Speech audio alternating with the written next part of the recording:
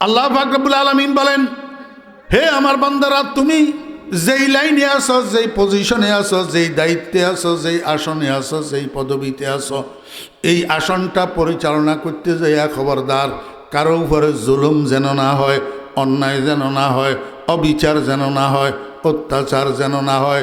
সদা ন্যায়পরায়ণ থাকবা, ন্যায়পরায়ণের সাথে কাজ করার চেষ্টা করবা। আমি ছোট্ট একটা উদাহরণ দিই ভাইজান। আজকে তো আল্লাহু আকবার, এই অন্যায়ের বেইনসাফির আগুন লাগি রয়েছে, বেইনসাফির আগুন লাগি রয়েছে একেবারে bottom to top, bottom to top. বেইনসাফির আগুন লাগি রয়েছে, জুলুমের আগুন লাগি রয়েছে, অন্যায় অত্যাচার অবিচারের আগুন লাগি রয়েছে। এই দেশে সামনে শান্তি কোথার থেকে আসবে? শৃঙ্খলা কোথার থেকে আসবে? নিরাপত্তা কোথার থেকে আসবে? আমার ভাইরা দোস্তাবাব, আপনি পরিবারের কর্তা, আব্বা, ঘরের ভিতরে আপনার উপযুক্ত একটা মেয়ে আছে, 18 বৎসর বয়স, এখনো বিয়ে হয় নাই।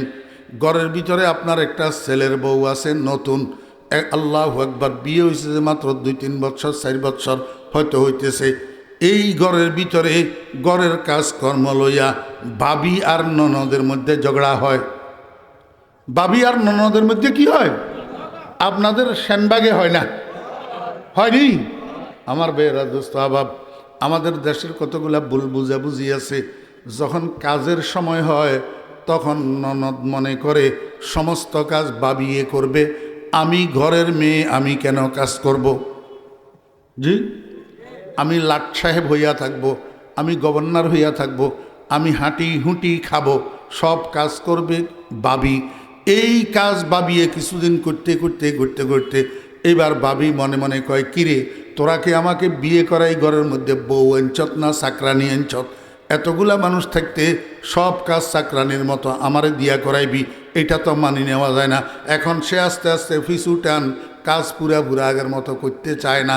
এই তো বাজে বেজাল, এই তো বাজে বেজাল।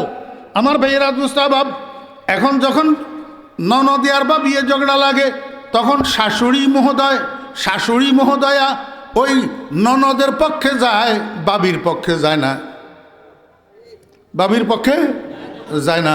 নিজের মেয়ে যেটা এইটার পক্ষে যায়, বাবির পক্ষে যায় না।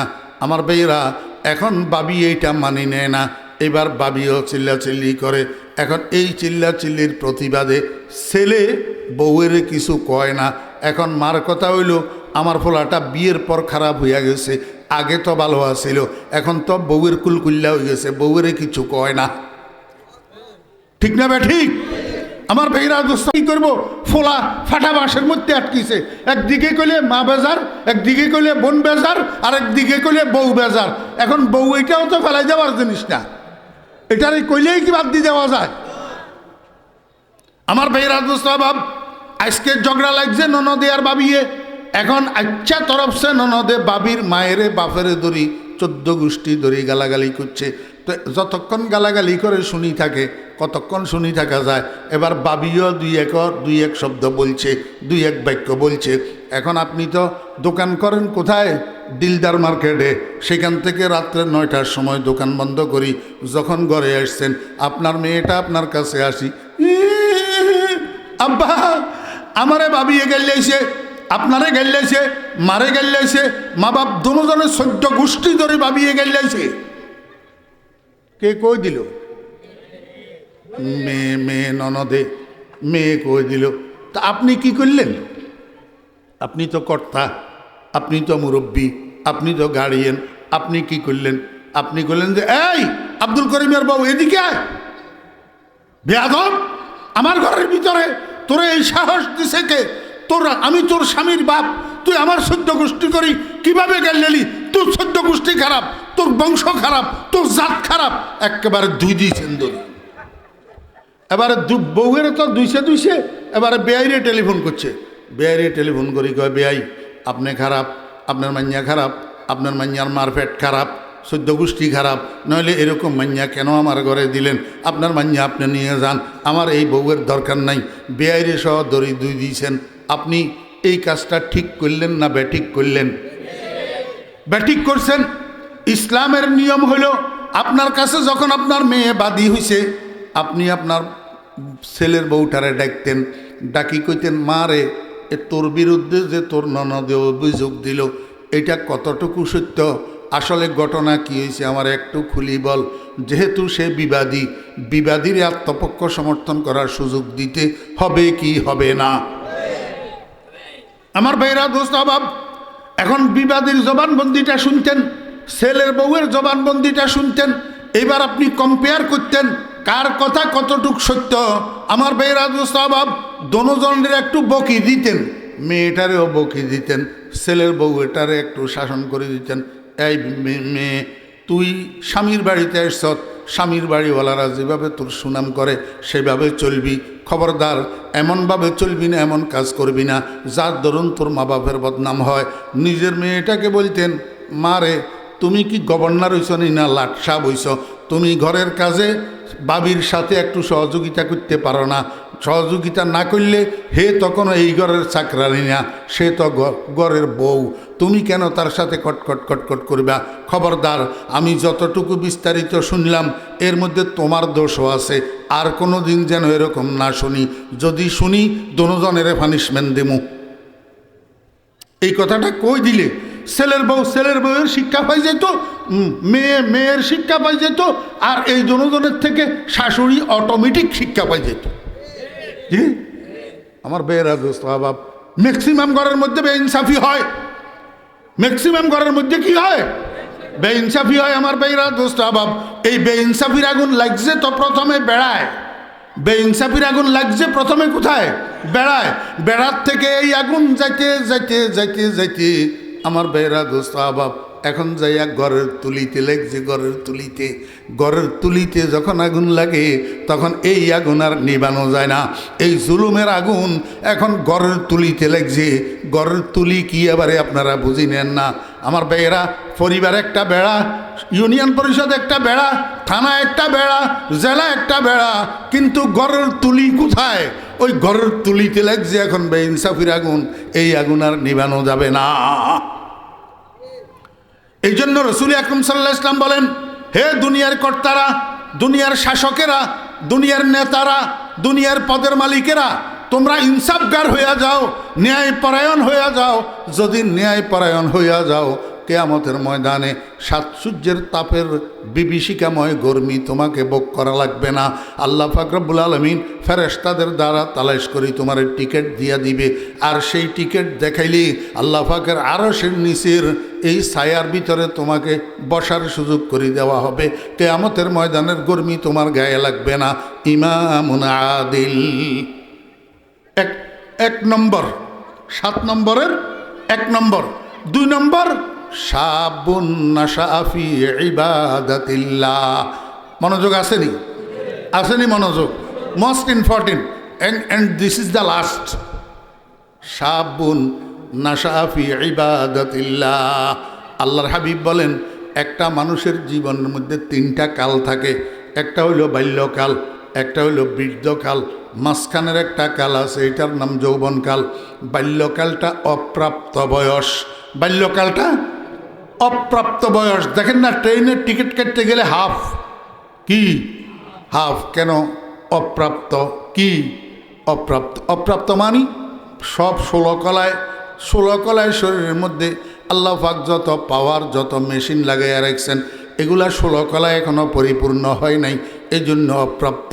আর বৃদ্ধকাল হইল প্রাপ্তি হারানোর বয়স। প্রাপ্তি হারানোর বয়স পাইছিল, কিন্তু চোখে এখন আগের মতো দেখে না, কানে এখন আগের মতো শোনে না, দাঁতগুলা 32টা ফুরা নাই, কিছু কিছু পড়ে গেছে, কিছু কিছু ডুলে। আমার ভাইয়েরা দোস্ত আবাব, হাঁটুর শক্তি আগের মতো নাই, বাহুর শক্তি আগের মতো নাই, ব্রেইনে আগের মতো কাজ করে না। টাকা গণনা করতে করতে নিচে দিয়ে 2-4টা নোট ফুরফুর করে ফসে যায়। রিক্সার ড্রাইভারে 100 টাকার নোট দিয়া দে, বাড়া হইল 20 টাকা, বাড়া হইল 20 টাকা, নোট দিয়া দে 100 টাকার নোট। কারণটা কি? আল্লাহ পাক ব্রেইন দুর্বল করে দিছে। ওয়ামান্নু আম্মিরহুম নাকিসু ফিল খালক। এখন ব্রেইন আগের মতো আর কাজ করে না। পাইছিল, কিন্তু সবগুলা ফুরা নাই, হারাই ফেলছে। হারাইছে যে মানুষ এখানে নাই? নাই? আমিও তো আছি। এটা প্রাপ্তি হারানোর বয়স। প্রাপ্তি, এই জন্য অপ্রাপ্ত বয়স, অসম্পূর্ণ বয়স, প্রাপ্তি হারানোর বয়স, অসম্পূর্ণ বয়স, 16 কলায় পরিপূর্ণ বয়স, যৌবন বয়স। একটা যুবক যা ইচ্ছা তা করতে পারে, একটা বালক যা ইচ্ছা তা করতে পারে না, একটা বৃদ্ধ মানুষ যা ইচ্ছা তা করতে পারে না। এই জন্য রসুল আরবি সাল্লাল্লাহু আলাইহি ওয়াসাল্লাম বলেন, আল্লাহর কাছে যৌবনকালের ইবাদতের দাম বেশি, যৌবনকালের ইবাদত আল্লাহর বেশি পছন্দ। কারণ একটা ল্যাংড়া হাতের ঠ্যাং একটার মধ্যে গোদলাগি রয়েছে, ইয়া মোটা ঠ্যাং আলগাইতে পারে না। হাতে যদি আরেকজনের কয় এক লাথি দিমু বেড়া, ফাইরবনি লাথি দিত। হ্যাঁ আমার ভাইয়েরা, দোস্ত আবাব, আরেকটা সবল সুস্থ যুবক যদি কয় তোরে বেড়া 7 লাথি দিমু, দিতে পারবেনি 7 লাথি? পারবে। যার কাছে শক্তি আছে সে শক্তি খরচ না করি যদি ইনসাফ আদায় করে, ন্যায় পরায়ণ হয়, এটার মূল্য বেশি। ফকিরে একটা কেউ দান সৎকা করতে পারে না, এটা বড় কথা নয়। টাকার মালিক হইয়া, দনের মালিক হইয়া যদি দান সৎকা না করে তাহলে এতের নাম কিপটা। এতের নাম কি? কিপটা। ফকিরে একটা দান সৎকা করতে না পারলে হেরে কেউ কিপটা কয় না। যে যুবক তার কাছে শক্তি আছে, সে এই শক্তিরে কন্ট্রোল করি আল্লাহ পাকের নাফরমানির মধ্যে না লাগাই, যৌবনটাকে যদি মসজিদের সাথে সম্পৃক্ত করে, ইবাদতের সাথে সম্পৃক্ত করে, আল্লাহ পাকের রেজামন্দির সাথে সম্পৃক্ত করে, আল্লাহর হাবিব জনাবে মুহাম্মদুর রাসূলুল্লাহ সাল্লাল্লাহু আলাইহি ওয়াসাল্লাম বলেন, কিয়ামতের ময়দানে আল্লাহ পাকের আরশের নিচে জায়গা করে দেবে। ও সময় আমার হয়ে গেছে, একটা ছোট্ট ঘটনা কই। ঢাকা যাবের সময় গরিপুর আছে না, এই গরিপুর বাজারের পশ্চিম পাশে দি একটা মাদ্রাসা আছে, স্বল্পপেন্নাই মাদ্রাসা। এই মাদ্রাসার মাহফিলে গেলাম। তা আমি ঢাকায় ছিলাম তো একটু তাড়াতাড়ি চলে এসছি। ওইখানে আসি, আসরের নামাজ পড়ছি। আসরের নামাজ পড়ি, চা খাওয়ার জন্য বসছি। একজন কয়, হুজুর আমাদের এখানে গতকাল একটা ঘটনা ঘটছে। কি ঘটনা? কয় যে গরিপুর বাজারের উত্তর পাশে দি এখন তো রাস্তা দুইটা, একটা ঢাকার দিকে যাওয়ার আর একটা ঢাকার দিক থেকে আসার। তো ঢাকার দিক থেকে আসার যে রাস্তাটা, এটা নতুন করা। আগে দক্ষিণ পাশেরটা ছিল, উত্তর পাশেরটা ছিল না। এই উত্তর পাশের রাস্তা এটা যখন করা হইতেছে, বুলডোজারে যে মাটি কাটতেছে, আমার ভাইয়েরা, দোস্ত আবাব, মাটির ভিতরে বুলডোজার ঢুকেই দিই। যখন ড্রাইভারে উপরের দিকে বুলডোজার টান দিছে, দেখে বুলডোজারের মধ্যে কাফনের কাপড় সাদা, অক্ষত একটা লাশ উঠিয়েছে। বুলডোজারের ড্রাইভার নামি দিল যে দৌড়। মানুষে কয় কিসে কিসে, কয় মেশিনের কাছে যাইয়া দেখো কি হয়েছে। আমার ভাইয়েরা, দোস্ত আবাব, মানুষ দৌড়াই মেশিনের কাছে গেছে, দেশে লাশ একটা মেশিনের সাথে উঠিয়ে এসছে। দিছে তো মাটি কাটার জন্য, উঠিয়ে এসছে লাশ। এখন এই লাশ কার? ও ভাইয়েরা, স্বল্পপন্নাই মাদ্রাসা থেকে ওলামায়ে কেরামকে ডাকে নিয়েছে, নিয়ে লাশের মুখ খুলছে। যখন মাত্র মুখ খুলছে, বুড়া মুরব্বী একজন দৌড়াই যাইয়া লাশের জড়াই দিচ্ছে, ও আমার ছেলে না। আমার ভাইয়েরা, দোস্ত আবাব, উনি শনাক্ত করছে এটা ওনার ছেলে। কয় আপনার ছেলে বয়স কত? বয়স 26-27 বৎসর হবে। 26-27 বৎসর। কয় এই জায়গাতে আমার ছেলেটাকে আজকে থেকে 25 বৎসর আগে দাফন করছিলাম। কয় বছর আগে?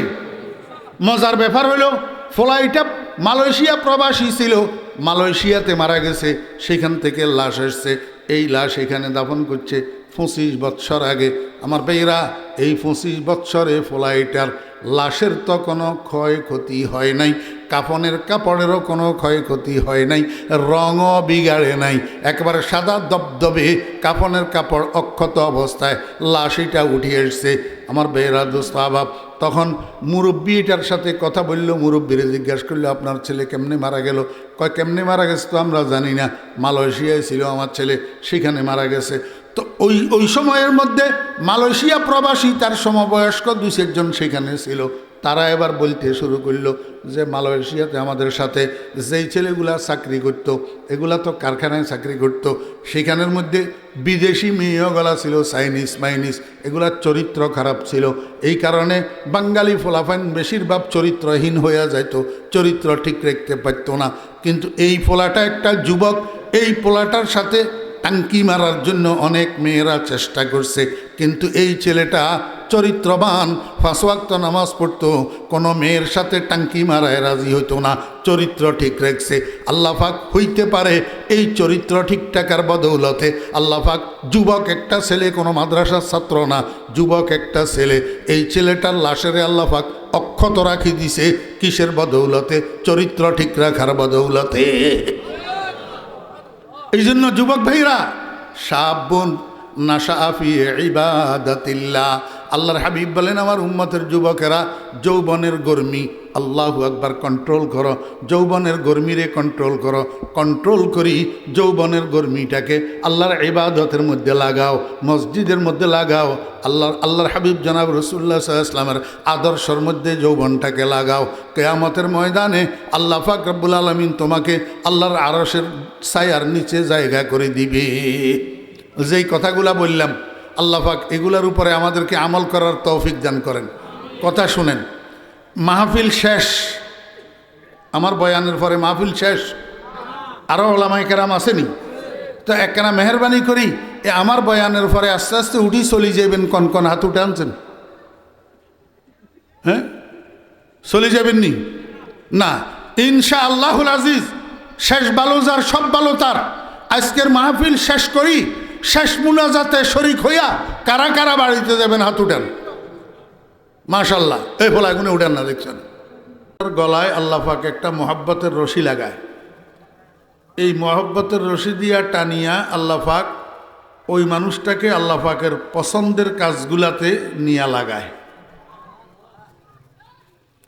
এটা আমার কথা না, সরকারে দো আলম জনাবে মোহাম্মদুর রাসূলুল্লাহ সাল্লাল্লাহু আলাইহি ওয়াসাল্লামের একখানা বাণী। আপনারা আমরা সবাই মুসলমান, কি বলেন?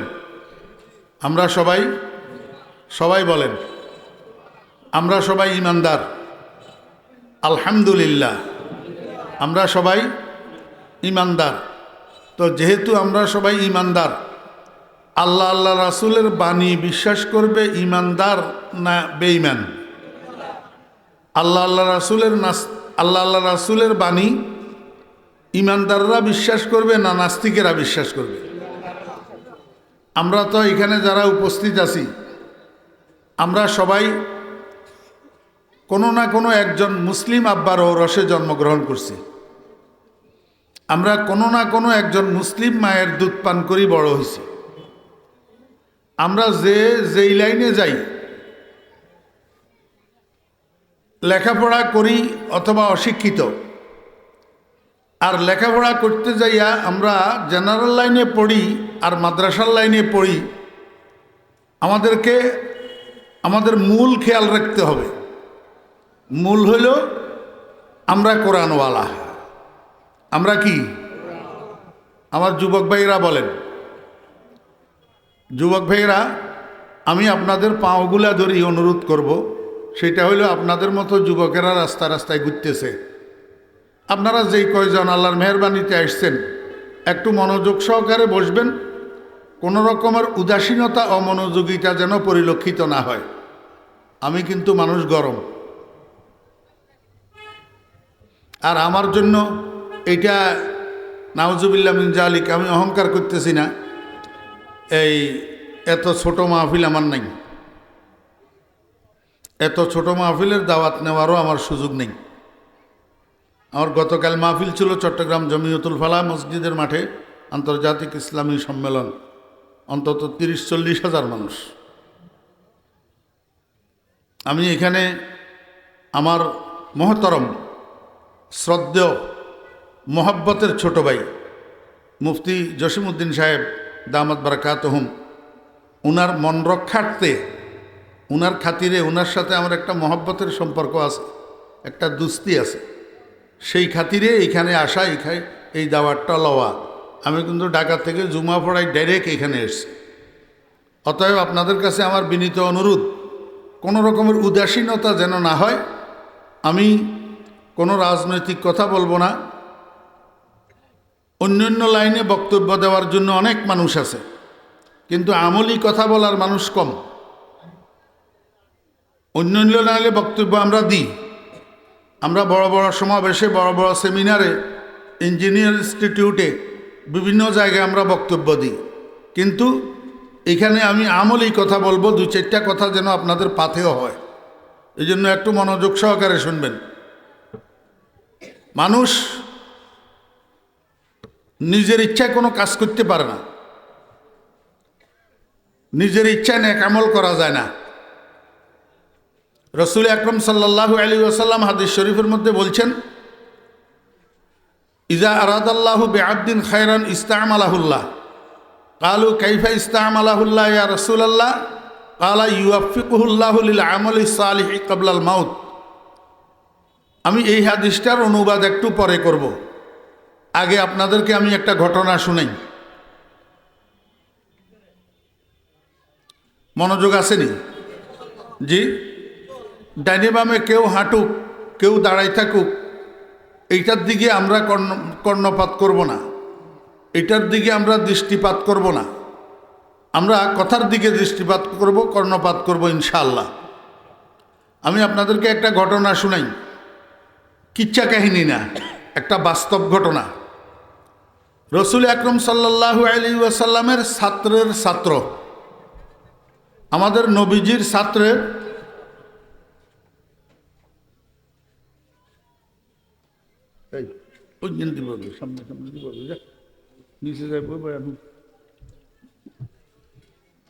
রাসূল আকরাম সাল্লাল্লাহু আলাইহি ইসলামের ছাত্রের ছাত্র, নবীজির ছাত্রের নাম আব্দুল্লাহ ইবনে মাসউদ রাদিয়াল্লাহু আনহু। নবীজির ছাত্রের নাম আব্দুল্লাহ ইবনে মাসউদ রাদিয়াল্লাহু আনহু। বাবা, উনি এইখানে কেন দাঁড়ায় রয়েছে? বাবা, আপনি বসেন না, বসেন।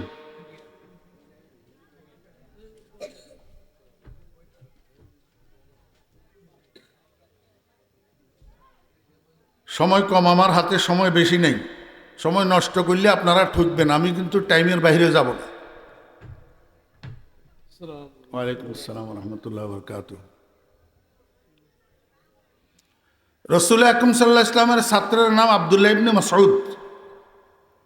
উনার ছাত্র হইল হযরত মুজাহিদ রাহমাতুল্লাহ আলাইহি, নবীজির ছাত্রের ছাত্র। হযরত মুজাহিদ রাহমাতুল্লাহ আলাইহি একদিন বিকেলবেলায় বাজারে গেছেন একটা বান্দি কেনার জন্য, দাসী। এখন যে আমরা বাজারের থেকে ধান কাটার জন্য কামলা বদলা আনি না, এগুলা হইল ভাড়া করা। আপনি 3 দিনের জন্য বদলা একটা আনলেন, হে যদি একদিন কাজ করার পরে কয় আমার বেতন দিয়া দেন, আমি কালকে থেকে কাজ করতে পারবো না, আপনি বাধ্য তারে বেতন দিয়া দিতে। কিন্তু ওই যুগে গোলাম বান্দি দাসী ক্রয় বিক্রয়ের নিয়ম ছিল। মানুষের কাজের প্রয়োজন হইলে বাজারের থেকে একটা দাস অথবা একটা দাসী খরিদ করিয়ে আনত, আবার কাজের প্রয়োজন শেষ হয়ে গেলে বাজারে নিয়ে আরেকজনের কাছে বিক্রি করে দিত, দাস প্রথা যেটাকে বলে। তো হযরত মুজাহিদ রহমতুল্লাহ আলাইহি বাজারে গেছেন দাসী একটা কেনার জন্য, ঘরোয়া কাজের জন্য। বাজারে গেছেন যে উনি একটু শেষ সময় গেছেন, যাইয়া দেখে সব গোলাম বান্দিগুলা বিক্রি হইয়া গেছে।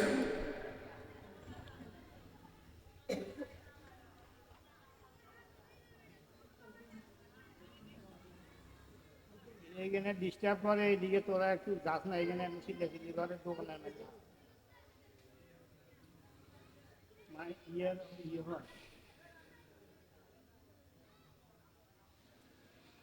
এবার আর মেহরবানি করি কেউ একটু উঠাউঠি করিয়েন না, অনুরোধ করতেছি আমি।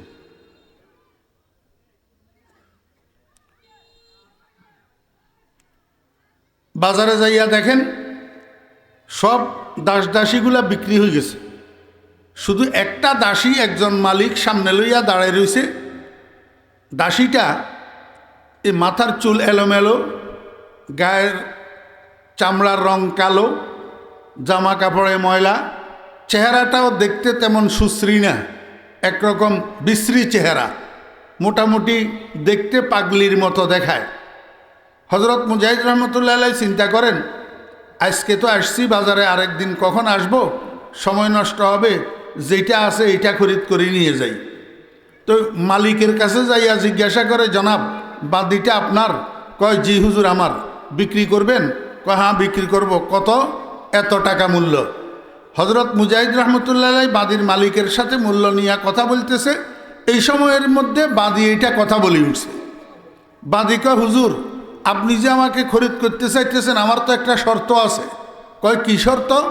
কয়, শর্ত হলো ফজরের নামাজের পর থেকে এশার নামাজ পর্যন্ত আপনি আমাকে যত কাজের অর্ডার দিবেন সব আমি মানব, কিন্তু এশার নামাজের পর থেকে ফজর পর্যন্ত এই রাত্রিকালীন সময়ে যদি আপনি আমাকে কোনো কাজের হুকুম দেন আমি মানতে পারবো না। কথা বুঝতেছেন? হজরত মুজাহিদ রহমতুল্লাহ আলাইকে, বাবারে তোর মনে যা চায় তা করিস, আমার ঘরে তেমন কাজের চাপ নাই। হুজুরে মনে করছে পাগলিবাদী, দুর্বল শরীর, রাত্রে কাজের হুকুম দিলে হয়তো ঘুমের ব্যাঘাত হবে, এই জন্য আগে ভাগে শর্ত করে নিতেছে। তো হুজুর কয়, ঠিক আছে।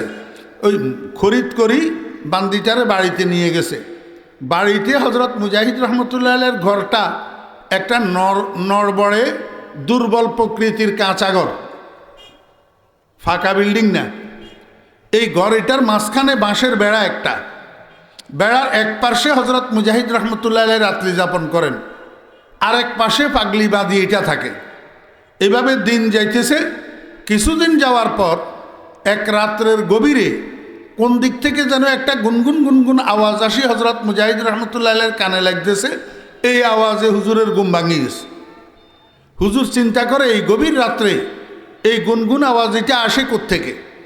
আরও একটু ভালোভাবে শোনার চেষ্টা করতেছেন, বুঝার চেষ্টা করতেছেন। শেষ পর্যন্ত হজরত মুজাহিদ রহমতুল্লাহ আলাই কনফার্ম হইলেন যে এই আওয়াজটা বেশি দূরের আওয়াজ না, ওই বেড়ার ওই পাশ থেকে আওয়াজ এটা আসতেছে। ফাগলি বান্ধি এটা বসে বসে আল্লাহর দরবারে মুনাজাত করতেছে, কাঁদতেছে আর দোয়া করতেছে। আল্লাহু আকবার। আমার ভাইরা, দোস্ত আহবাব, এই ফাগলিবাদী মুনাজাতের মধ্যে কি কয়? এ আল্লাহ, তুমি যে আমাকে মহাব্বত করো কোনো সন্দেহ নাই। এ আল্লাহ, তোমার কাছে তোমার মহাব্বতের কসম দিয়া জীবনের গুনাহগুলা মাপ চাইতেছি। মাওলাই করিম, তুমি যে আমাকে মহাব্বত করো সেই মহাব্বতের উসিলায় আমার জীবনের গুনাহগুলা মাপ করে দাও। আমাকে বুঝে থাকলে একটু বলুন, কথাটা ভালো না খারাপ? কিন্তু হজরত মুজাহিদ রহমতুল্লাহ আলাইয়ের কাছে খারাপ লাগছে। হজরত মুজাহিদ রহমতুল্লাহ আলাই দিছে ডাক, এই বাঁধি এদিকে আস। তো মুনিবের ডাক না, মুনিব তো তাড়াতাড়ি মুনাজাত শেষ করি হজরত মুজাহিদ রহমতুল্লাহ আলাইয়ের সামনে আসি দাঁড়াইছে। হুজুর, এই গভীর রাত্রে আমাকে কেন ডাকলেন? হজরত মুজাহিদ রহমতুল্লাহ আলাই কয়, পাগলি বাঁধি, তোর মতো বেয়াদব তো আমি দুনিয়াতে আর মানুষ দেখি নাই। পাগলিবাদী কয়, হুজুর আমার অপরাধ? হজরত মুজাহিদ রহমতুল্লাহ আলাই কয়, বাঁধি, সারা দুনিয়ার ওলি, আবদাল, গাউস, কুতুব সবাই আল্লাহর কাছে আল্লাহর মোহাব্বত ভিক্ষা চায়। मोहब्बत अपना मुझको ऐ खुदा दे, मुझे भी जामे उल्फत एक पिला दे, मुझे खोया मेरे अक्लो खरद ने, खुदाया अपना दीवाना बना दे। সারা দুনিয়ার অলি আবদালেরা আল্লাহর কাছে আল্লাহর মোহাব্বত ভিক্ষা চায়, আর তুই আল্লাহর কাছে আল্লাহর মোহাব্বতের কসম দিয়া গুনাহ মাপ চাইতেছিস। ও বান্দি, এরকম কনফার্মলি তুই কেমনে জানলি যে তোরে আল্লাহ মোহাব্বত করে? আরশদ থেকে তোর কাছে চিঠিপত্র আসছে নি? কথা বুঝছেন না? বুঝেন না? হজরত মুজাহিদ রহমতুল্লাহ আলাই কি প্রশ্ন করল বান্দিরে? আমার বেহরা দোস্ত আহবাব, দেখতে পাগলির মতো লাগে, কিন্তু এই পাগলি এখন হজরত মুজাহিদ রহমতুল্লাহ আলাইয়ের মতো একজন উচ্চ মর্যাদা সম্পন্ন মুহাদ্দিসকে হাদিস বয়ান করে শোনায়। পাগলিবাদী কয়, কালা রাসূলুল্লাহ সাল্লাল্লাহু আলাইহি ওয়াসাল্লাম, ইযা আরাদাল্লাহু বিআবদিন খায়রান ইস্তা'মালাহুল্লাহ। ক্বালু কাইফা ইস্তা'মালাহুল্লাহ ইয়া রাসূলাল্লাহ? ক্বালা ইউওয়াফিকুহুল্লাহু লিল আমালিস সালিহি ক্বাবলাল মাউত। আমরা না বাঙালি মানুষ, মুখে মাতৃভাষা বাংলা। হজরত মুজাহিদ রহমতুল্লাহ আলাইয়ের ভাষা বাংলা ছিল না, মাতৃভাষা কি ছিল? আরবি। রসুলের বাণী কোন ভাষা? তো এমনি পাগলিবাদী হাদিস বলার সাথে সাথে মুজাহিদ বুঝি গেছে না বুঝার বাকি আছে? সাথে সাথে বুঝি গেছে না? আমার বেহরা দোস্ত আহবাব, ফাগলিবাদী কয় মুজাহিদ, আপনি আমাকে চিনেন না, কিন্তু আমি আপনাকে ভালো রকম চিনি। আপনি তো একজন জলিলুল কদর তাবেঈ, একজন জলিলুল কদর মুহাদ্দিস। এখন দেখি আপনার কাছে আল্লাহর হাবিবের এই হাদিসখানা পৌঁছে নাই। আল্লাহর হাবিব তো এরশাদ করছেন, আল্লাহ যখন মানুষের কল্যাণ চায়, যখন কোনো মানুষের মঙ্গল চায়, কোনো মানুষকে আল্লাহ পাক যখন মোহাব্বত করে, ওই মানুষটাকে আল্লাহ পাক রব্বুল আলামিন মৃত্যুর আগে আগে কোনো না কোনো নেক আমলের তৌফিক দিয়া ওই নেক আমলের মধ্যে বান্দাইটাকে ব্যবহার করে। ফাগলিবাদী কয়, হুজুর, যদি আল্লাহর হাবিবের এই বাণী সত্য হয়, তাহলে আপনি আমাকে একটু বলুন না, এই গভীর রজনীতে সারা দুনিয়ার মানুষ ঘুমে, সবাই ঘুমে বিভোর, আপনার মতো এত বড় হাস্তি, আপনার মতো এত বড় ব্যক্তি, আপনিও তো ঘুমাইতেছেন। আল্লাহ পাকের দুনিয়া নীরব নিথর হইয়া রইছে। এমন অবস্থায় আল্লাহ পাক রব্বুল আলামিন আমার মতো একটা ফাগলিবাদীকে ঘুম থেকে জাগাইলেন, ঠান্ডা পানি দিয়া উজু করাইলেন, তাহাজ্জুদের নামাজ পড়াইলেন। এখন আবার আল্লাহর দরবারে আমাকে বসাইয়া বসাইয়া কাঁদায়। আপনি কি মনে করেন আমি মুনাজাত ধরি আল্লাহর দরবারে কাঁদি? আমি এমনিতে নিজে নিজে কাঁদি না। আমি যখন আল্লাহর দরবারে হাত উঠাই, গায়েবের থেকে আল্লাহ পাক আমাকে ডাকিয়া ডাকিয়া কয়, খুশনুমায়দ নালায় সবাহায় তু জৌকে হাদা রমজে রবাহায় তু। ও ফাগলিবাদী, তুই আমার বড় আদরের বান্দি, তুই আমার বড় আদরের বান্দি, মায়ার বান্দি। তুই শেষ রাত্রে গভীর রজনীতে ঘুম থেকে উঠি যখন আমার নাম দরিয়া ঢাকস, আমার কাছে মুনাজাত দরিয়া কান্দস, আমার কাছে খুব ভালো লাগে। এই জন্য আমার মন চায় আমি তোরে আরো একটু বেশি বেশি কান্দাই। খুশনুমায়দ নালায় সব হায় তু জৌকে হাদা রমজে রবাহায় তু। ফাগলিবাদী কয়, মুজাহিদ, যদি আল্লাহ আমারে মহব্বত না করতো, তাহলে আপনারা ঘুমের বিছানায় শায়িত, আর আমি কেন তাহাজ্জুদের মুসাল্লায় দাঁড়ানো? যদি আল্লাহ আমারে মহব্বত না করতো, আপনারা সবাই ঘুমে, আমি কেন আল্লাহর দরবারে হাত উঠাইয়া বসে বসে কাঁদি? আল্লাহর হাবিবের বাণী যদি সত্য হয়, এটাই তো প্রমাণ করে আল্লাহ আমারে মহব্বত করে। হজরত মুজাহিদ রহমতুল্লাহ আলাইহি অবাক হইয়া রয়েছে। হজরত মুজাহিদ রহমতুল্লাহ আলাইহি কয়, ও বাঁধি, আমি মনে করছিলাম তুই একটা সাধারণ বাঁধি বুঝি, কিন্তু এখন দেখি তুই তো এক অসাধারণ নারী। আমার মনে হয় তোরে দাসী বানাইয়া তোর থেকে সেবা গ্রহণ করিয়া আমি মনে হয় আমি ভুল করছি। তবে এখন আমি সিদ্ধান্ত নিয়েছি সেই ভুল আর করব না। এখন এই মুহূর্তে তোরে আমি আজাদ করে দিলাম, মুক্ত করে দিলাম। বাকি জীবন যতদিন বাঁচবি দাসত্বের জীবন তোকে আর কাটাইতে হবে না। এখন আমি তোকে মুক্ত করে দিলাম। তবে তোকে খরিদ করার সময় তুই আমাকে একটা শর্ত দিয়েছিলি, আমি সেই শর্ত মেনে নিয়েছিলাম। আজকে তোকে স্বাধীন করার সময় আমি তোকে একটা শর্ত দিতেছি, আমার শর্তটাও তোকে মেনে নিতে হবে। শর্ত হইল, এই আজকে যে তোরে আমি স্বাধীন করলাম, মুক্ত করলাম, এখন থেকে মৃত্যু পর্যন্ত যতদিন বাঁচবি এই মুক্ত জীবনটা অন্য কোথাও যাইতে পারবি না, আমার কাছে থাকিয়া কাটাইতে হবে। কারণ আমি এতদিন পর্যন্ত তোকে না চিনার কারণে তোর থেকে সেবা গ্রহণ করে যে ভুল করছি তার প্রায়শ্চিত্ত করব বাকি জীবনটা তুই বাঁধির খেদমত করিয়া করিয়া। বসিদ কা কসে কে জদর আশিকি গাম বমাশুকি বরায়দ আখিরশ নাম কে আমদ দর তরিকে ইশক সাদেক কে নামদ বর সরস মাশুকে আশেক। আমার মুরব্বিয়ানি কেরাম, যুবক ভাইয়েরা, ওলামায়ে কেরাম আপনাদের সামনে সব পণ্ডিতি করে না, কিছু কিছু নিজের জীবনের অভিজ্ঞতার থেকে বলে। আমি আপনাদেরকে হাতে ধরে পায়ে ধরে বলবো, আমরা তো যেই কোনো প্রয়োজনে, যেই কোনো হাজতে, যেই কোনো বিপদে আপদে মুসিবতে মানুষের দরজায় খটখট করি, মানুষের দরজার কড়া নাড়ি, মানুষের দরজায় যাইয়া মানুষের শরণাপন্ন হই, মানুষের মুখাপেকি হই। এই ভাই, এই তুমি বয়স্ক ছেলে, তুমি এটা কি করতেছো মাহফিলের মাঝখানে? আকল আছে না নাই?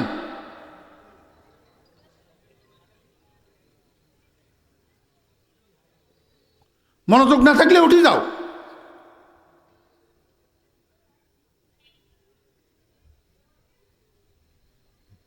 অমনোযোগী মানুষ গাধার সমান। অমনোযোগী মানুষের দুনিয়াও বরবাদ, আখেরাতও বরবাদ। অমনোযোগী স্কুল কলেজের ছাত্র শেষ পর্যন্ত সন্ত্রাসী হয়, আর অমনোযোগী মাদ্রাসার ছাত্র শেষ পর্যন্ত কাঠমোল্লা হয়।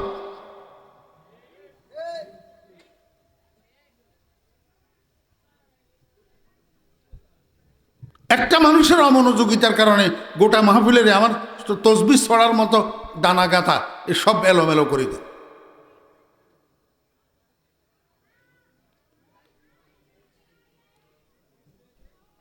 মনে কষ্ট আসলে বদদোয়া লাগিয়ে গেলে আমি দায়ী না।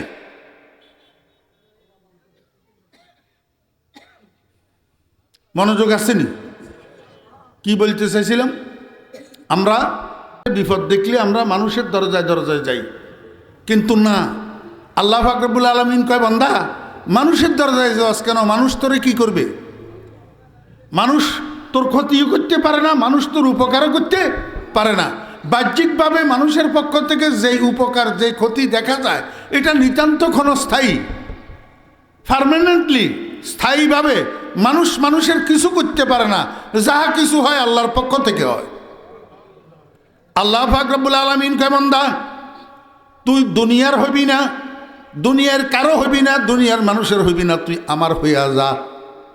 তুই আমার হইয়া যা। তুই যখন আমার হইয়া যাবি, আমি সারা দুনিয়ার মানুষের তোর বানাইয়া দেব। সারা দুনিয়ার মানুষকে তোর বানাইয়া দিব। তুই আমার আশেক হইয়া যা, আমারে প্রেমাস্পদ বানা, আমি সারা দুনিয়ার মানুষকে তোর প্রেমিক বানাইয়া দেব। আসিরে এশকে শোক আজাদে বাসি, আসিরে এশকে শোক আজাদে বাসি, গমস বরসি না নেতা সাদে বাসি।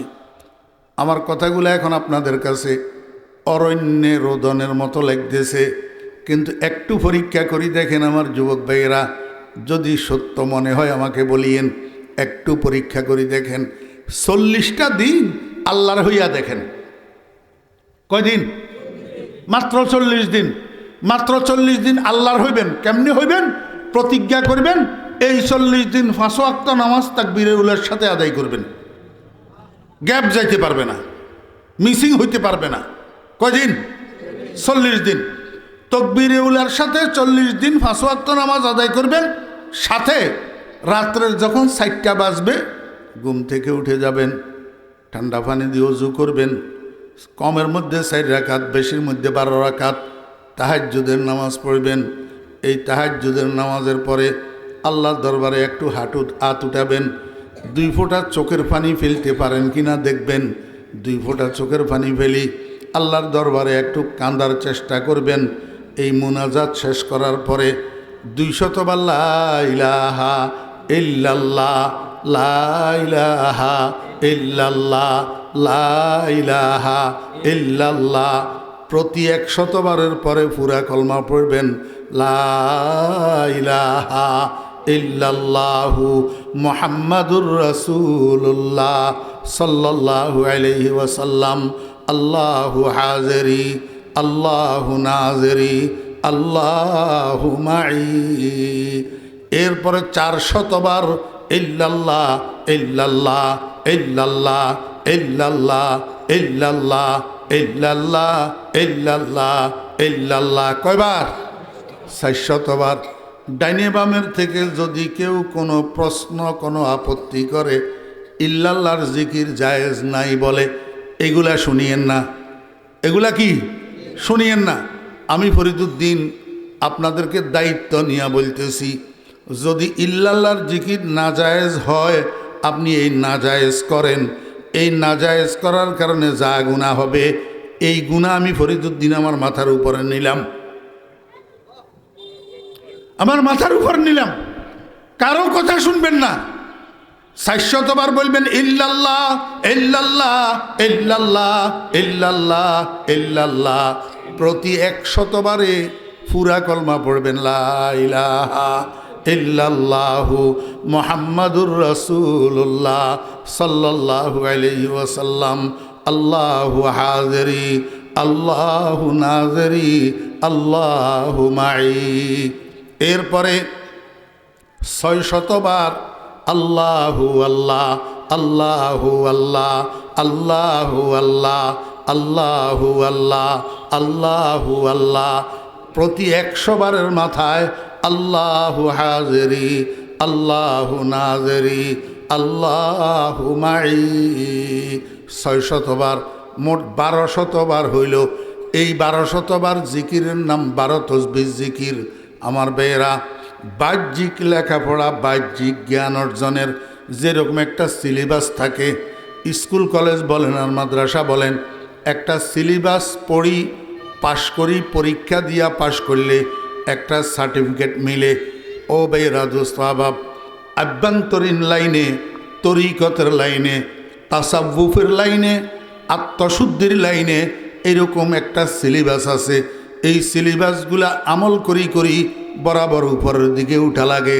তন্মধ্যে এখন আমি যেই কাজটা আপনাদেরকে বললাম, এটা হলো তরিকতের লাইনের, তাসাউফের লাইনের প্রাইমারি সিলেবাস। 1 নম্বর 5 ওয়াক্ত নামাজ তকবীরে উলার সাথে পড়বেন। 2 নম্বর রাত্রে 4টার সময় উঠি, কমের মধ্যে 4 রাকাত, বেশির মধ্যে 12 রাকাত তাহাজ্জুদের নামাজ পড়বেন।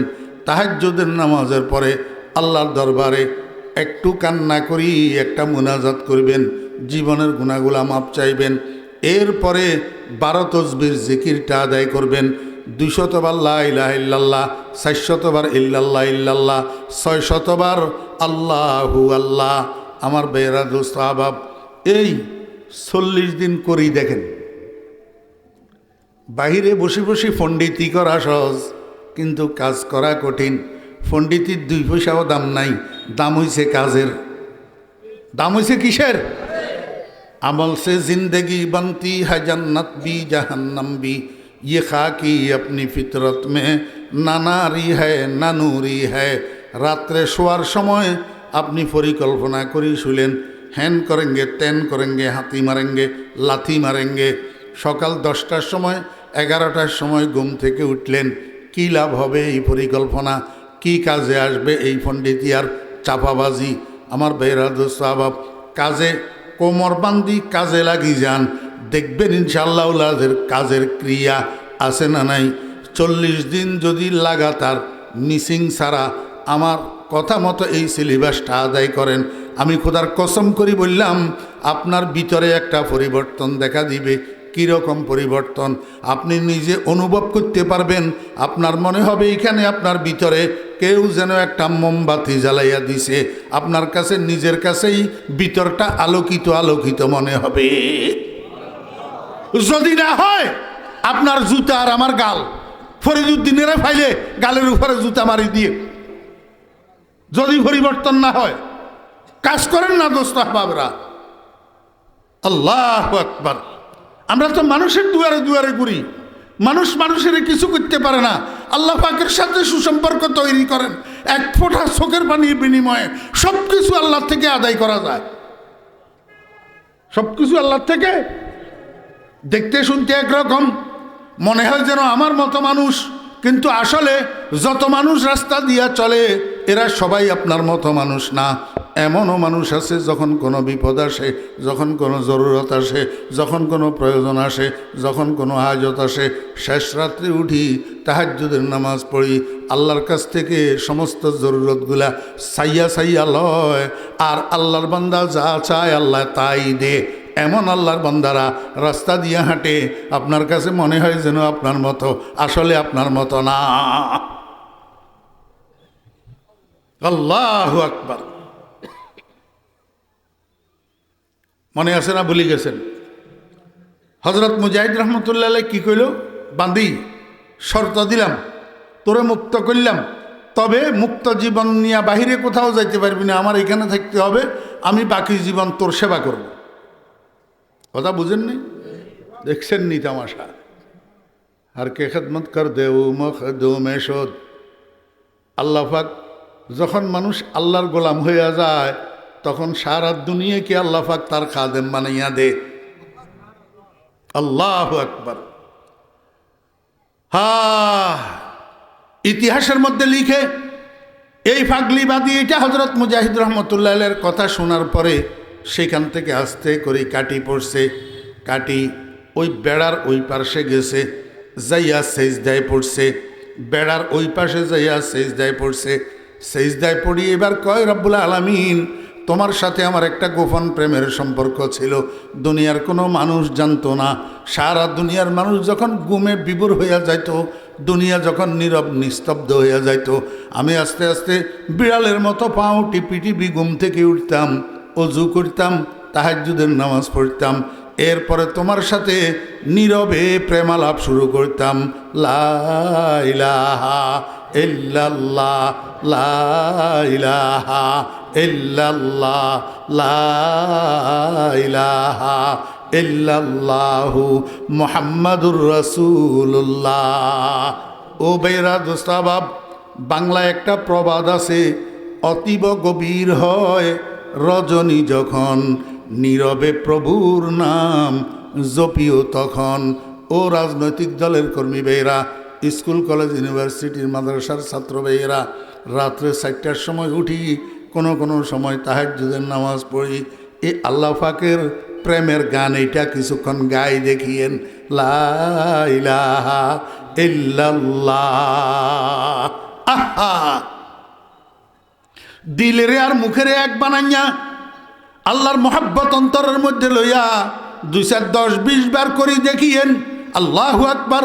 মোমবাতির মধ্যে আগুন লাগাই দিলে যেরকম মোমবাতি গলিয়া ট্যাপ ট্যাপ ট্যাপ ট্যাপ করে ফোটা ফোটা পড়ে, কিছুক্ষণ 10-20 বার আল্লাহর মোহাব্বত অন্তরে লইয়া দিল আর মুখের এক বানাইয়া এ লা ইলাহা ইল্লাল্লাহর প্রেমালাপিটা করে দেখিয়েন 10-20 বার 30 বার, দেখবেন আপনার কলিজায় আগুন লাগিয়ে যাবে। আর সেই আগুনের প্রভাব আপনার চোখে দিয়া বৃষ্টির পানির মতো অশ্রু দ্বারা ঝরতে থাকবে। আল্লাহু আকবার করে দেখেন না। লা ইলাহা ইল্লাল্লাহ। আজকে মুসলমানের সন্তানদের কাছে ইন্ডিয়ান বাংলা ছায়াছবির গান মজা লাগে, কিন্তু আল্লাহর প্রেমের গান মজা লাগে না। আল্লাহর প্রেমের গান মজা লাগে না। কারণ কি? কারণ হলো ভিতরে প্রেমাস্পদের মোহাব্বত নাই, প্রেমাস্পদের ভালোবাসা নাই। এই পাগলিবাদী বেড়ার ওই পাশে যাইয়া সেজদায় পড়ছে। সেজদায় পড়িয়া কয়, রব্বুল আলামিন, তোমার সাথে আমার গোপন প্রেমের একটা সম্পর্ক ছিল, দুনিয়ার কোনো মানুষ জানতো না। আমি গোপনে গোপনে উঠি, তাহাজ্জুদের নামাজ পড়ি, তোমার সাথে প্রেম আলাপ করতাম। আজকে যখন তোমার আর আমার এই গোপন প্রেমের সম্পর্ক আরেকজন তৃতীয় ব্যক্তি মুজাহিদ জেনে গেছে, আয় আল্লাহ, এই দুনিয়াতে আমি আর থাকতে রাজি নাই, আমাকে তুমি উঠাইয়া নাও। এই কথা বলি এই বাঁধি কালিমায়ে শাহাদাত পড়া শুরু করছে। আশহাদু আল্লাহ ইলাহা ইল্লাল্লাহু ওয়া আশহাদু আন্না মুহাম্মাদান আবদুহু ওয়া রাসূলুহু। বড় করুণ সুর। হযরত মুজাহিদ রহমতুল্লাহ আলাইহি এই করুণ সুরের কালিমায়ে শাহাদাত যখন শুনছে, মনে মনে কয়, ব্যাপারটা কি, এখানে কি ঘটতেছে? বান্দি এরকম করুণ সুরে কালিমায়ে শাহাদাত কেন পড়ল? বসার থেকে উঠি বেড়ার ওই পার্শ্বে যাইয়া দেখে পাগলিবাদীর শরীরটা সিজদারত অবস্থায় নিথর হইয়া পড়িয়া আছে, কিন্তু রুহুটা আর দুনিয়াতে না। গুফতে কুদ্দুসি ফকিরি দরফানা ও দরবাকা, গুফতে কুদ্দুসি ফকিরি দরফানা ও দরবাকা, খুদ বখুদা আজাদ বুদি খুদ গেরফতার আমদি। ও মুসলমান ভাইয়েরা, এই ঘটনার থেকে তো আপনারা অনেক কিছু শিখলেন, তবে আমি আপনাদেরকে এই ঘটনাটা শুনাইলাম শুধু একটা পয়েন্ট বোঝানোর জন্য, একটা পয়েন্ট বোঝানোর জন্য। সেই পয়েন্টটা হইল, পাগলিবাদী হজরত মুজাহিদ রহমতুল্লাহ আলাইহিকে বুঝাইলেন, নেক কাজে অংশগ্রহণ করতে পারা এটাই আল্লাহর মহাব্বতের প্রমাণ। আল্লাহ মানুষ যেগুলোকে মহাব্বত করে সেগুলার গলার মধ্যে একটা প্রেমের রশি লাগাইয়া সেই রশি দিয়ে টানিয়া টানিয়া আল্লাহ পাক বান্দারে নেক কাজের মধ্যে লাগায়। রিশতায়ে দর গর্দনম আফগন্দা দোস্ত, রিশতায়ে দর গর্দনম আফগন্দা দোস্ত, মি বরধার যাকে খাতের খাহেউস।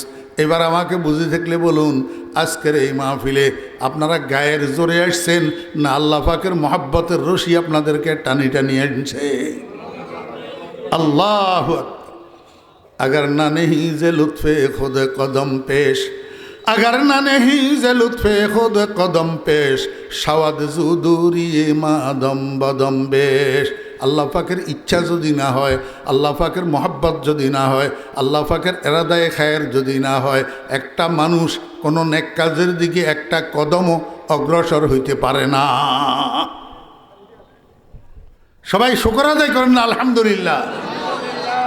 আমি যেই হাদিস শরীফটা আপনাদের সামনে পড়ছিলাম এটার একটু অনুবাদ করে দিই, খুব একটু মনোযোগ সহকারে শুনেন। কালান নবী সাল্লাল্লাহু আলাইহি ওয়াসাল্লাম সাবাতুন ইউযিল্লুহুমুল্লাহু লা যিল্লা ইল্লা যিল্লুহু।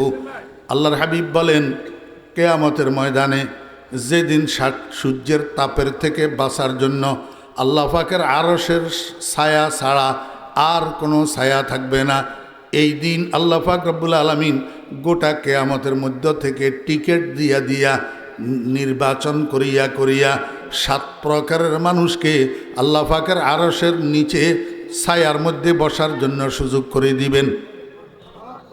কয় প্রকার? 1 নম্বর ইমামুন আদিল। ইমামুন আদিল, আমার বেরাদ সাহাব, ন্যায়পরায়ণ কর্তা। ন্যায়পরায়ণ কর্তা। ইমাম, ইমাম, ইমাম শব্দ এটা এমন এক শব্দ, এটাকে আপনি অনেক অর্থে ব্যবহার করতে পারবেন। শুধু মসজিদের ইমাম না, রাষ্ট্র পরিচালক যিনি, রাষ্ট্রপ্রধান, উনিও একজন ইমাম। উনি একজন কি? ইমাম। হাইকোর্টের প্রধান বিচারপতি যিনি, উনিও একজন ইমাম। সংসদীয় আসনের যিনি সংসদ সদস্য, উনিও একজন ইমাম। ইউনিয়ন পরিষদের যিনি চেয়ারম্যান, উনিও একজন ইমাম। ওয়ার্ডের যিনি মেম্বার, উনিও একজন ইমাম। পরিবারের যিনি কর্তা, পরিবারের গার্ডিয়ান, পরিবার চালায়, উনিও একজন ইমাম।